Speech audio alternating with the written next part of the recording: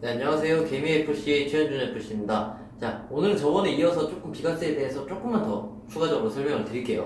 자, 우선 우리나라의 정부가 세금을 많이 거두려고 하는 건 아시죠? 근데 그 중에서 가장 쉽게 할 수 있는 조세 정책 중에 하나가 이 이자 속세를 상승시키는 거예요.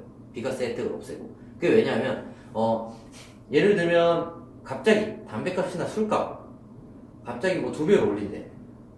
소주 한 병이 10,000원이고 담배 한 갑에 10,000원이래. 그러면 당연히 많은 사람들이 반발을 하겠죠. 그럼 당연히 여론은 안 좋아질 거예요. 근데 만약에 내일 이 뉴스에 이자 소득세 15.4%에서 17.4%로 올린대요. 그러면 그 전 거보다 그렇게 크게 반발은 없을 거예요. 왜냐하면 사람들이 이자 소득세라는 거에 대해서 그렇게 잘 모르는 사람도 정말 많거든요. 그리고 우리나라에 뭐 예를 들면 금고에 돈 넣는 사람은 저는 제 주변에 본 적은 없어요.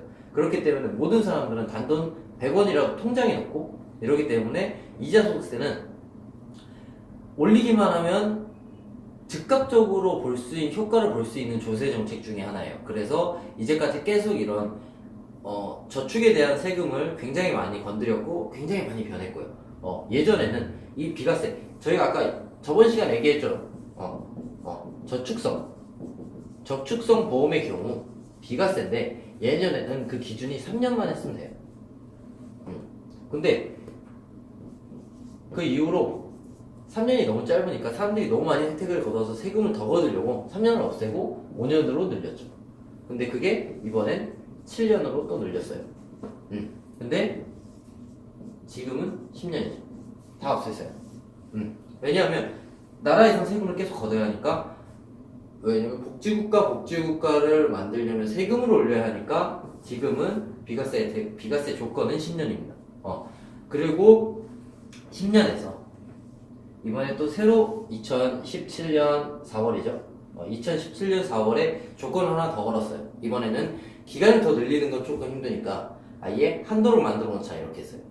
한도를 월납 150만원, 그 다음에 일시 1억 이런 식으로 비과세의 한도를 정해놓은 거예요.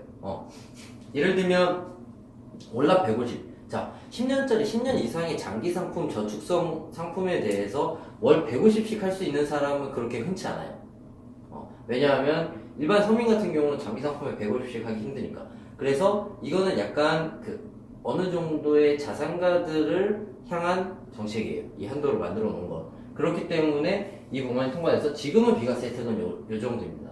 그런데 2017년 4월이면 얼마 안 됐죠. 불과 2년도 채 안 된 거예요. 가장 좋았던 건 비과세 통장을 2017년 4월 전에 갖고 있어야 가장 좋았던 건데 지금 이렇게 계속 없어졌어요. 없어지다가 한도가 생긴 거죠. 이 말이 뭐냐면 제가 항상 말하고 싶은 게 뭐냐면 이 비과세 통장은 평생 갖고 갈 수 있는 통장이에요. 그렇기 때문에 포트폴리오에 무조건 하나씩은 가져가야 돼요. 그래서 언론에서도 비과세 통장 같은 거 미리 가입하세요, 미리 준비하세요 했던 것도 이런 이유 때문이고요. 근데 이게 점점 없어지고 줄어들고 한도가 만들어지고 있어요. 조만간 10년짜리 아예 비과세 통장 자체는 없어질 확률이 높은 거예요.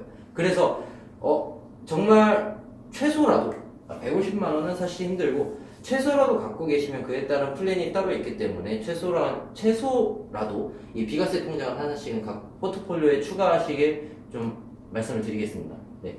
그리고 또 이제 비과세에 대해서 말씀을 드리려고 하는데 예를 들면 세금을 회피할 수 있는 건 되게 굉장히 중요해요. 계속 시간이 지날수록 세금을 많이 올리고 있어서 포트폴리오에서 수익률을 올리는 것도 중요하지만 저번에 말씀드렸던 예를 들면 뭐 세액공제, 연말정산, 아니면 비과세 이렇게 세금을 회피하고 세금을 절세할 수 있는 상품들 포트폴리오 꼭 구성하셔야 됩니다. 네, 그래서 이런 사실 뭐 비과세 상품 같은 경우도 예전에 말씀드렸지만 뭐 변액인 투자성이 있는 상품이 있고 공시이율형이 있어요.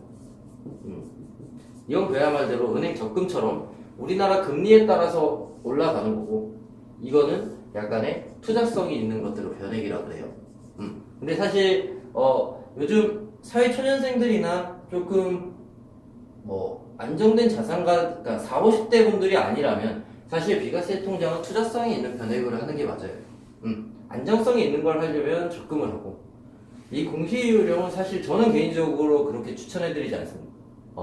약간 어차피 저는 변액이라는 상품에 대해서 굉장히 좋은 관점에서 보고 있는 사람 중에 하나고 오히려 공시율보단 투자성인 특히 사회초년생들 자산을 모으기 시작하고 조금 공격적으로 가도 괜찮은 분들은 이렇게 추천을 많이 해드려요. 그래서 이것들이 굉장히 많은 그런 말들이 있죠. 뭐 변액은 특히 관리를 안 해주면 정말 마이너스가 나기 쉬운 거예요. 저번에 말씀드렸던 것처럼 이어서 미국, 중국, 한국, 뭐 일본 이런 것들을 펀드를 변경해주지 않으면 그 시기 변경을 해주지 않으면 마이너스가 날 수밖에 없어요. 마이너스가 나는 변액은 공시유령보다 못한 거죠. 그래서 관리받고 플러스가 날 수 있는 변액은 공시유령보다 나은 거고. 네, 그래서 아마 그 정도로 참고하시고 이제 전문가랑 조금 상담을 하셔서 결정하시는 게 추천드립니다. 네, 일단 감사합니다. Can make your hands clap.